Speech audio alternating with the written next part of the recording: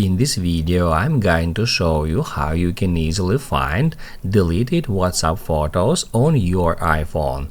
Be sure to watch the video to the very end so you don't make any mistakes, and of course do not forget to like this video and subscribe to my channel.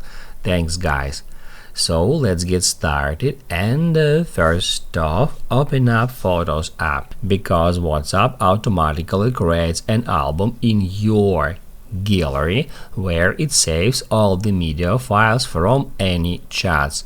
All we have to do is just search for WhatsApp album in your albums. You can tap at See All to see all of your albums, and then once you find WhatsApp album, we can get into it, and then it will show us all the media from any conversations saved in that album. And right from here you can download deleted WhatsApp photos.